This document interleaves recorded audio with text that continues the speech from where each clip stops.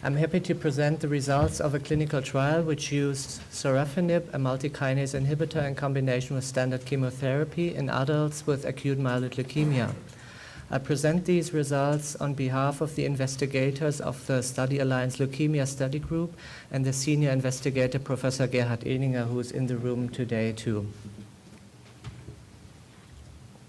So sorafenib is a multi-kinase inhibitor that blocks various pathways in the cells potentially involved in the development and progression of acute myeloid leukemia, and could therefore be an efficacious drug to treat patients with acute myeloid leukemia.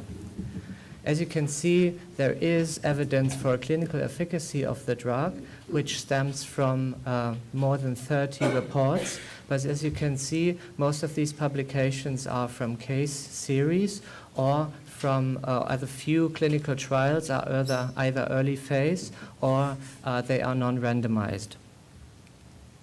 There is one exception. Our study group did a randomized trial in elderly patients with sorafenib, and the outcome of this trial was that the addition of sorafenib to standard chemotherapy had no beneficial anti-leukemic effect, but what was associated with a significant morbidity. Thank you. Since the biology of AML in younger patients is supposed to be different and the tolerability of an additional drug should be better in younger patients, we decided to set up a very similar trial. That's the design of the trial. Let me guide you through it. After AML initial diagnosis, patients were randomized to receive 2 cycles of induction chemotherapy with an anthracycline and cytarabine, plus either sorafenib or placebo.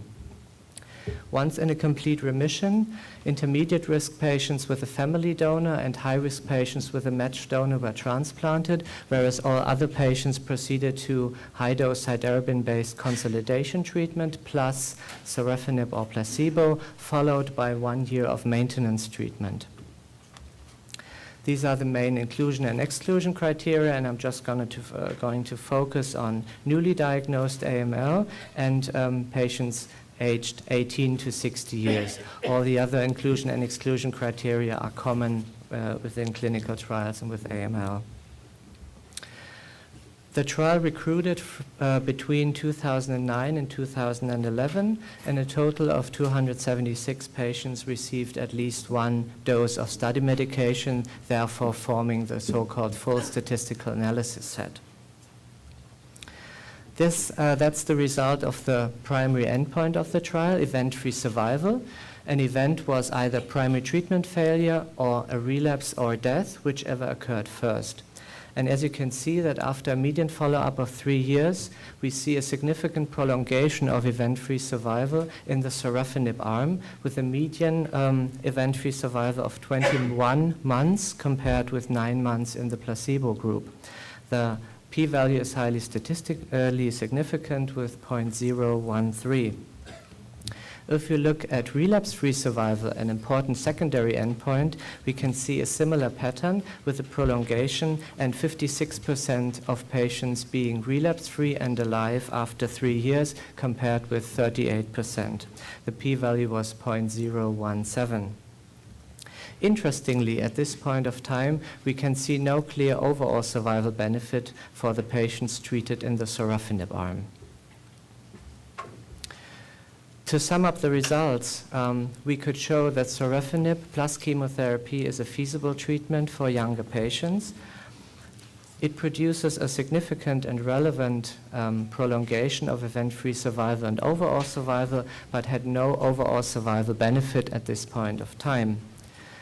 I haven't shown you the toxicity data, but I can summarize that sorafenib increases the risk for fever, diarrhea, bleeding events, liver toxicity, hand-foot syndrome, and rash in these patients.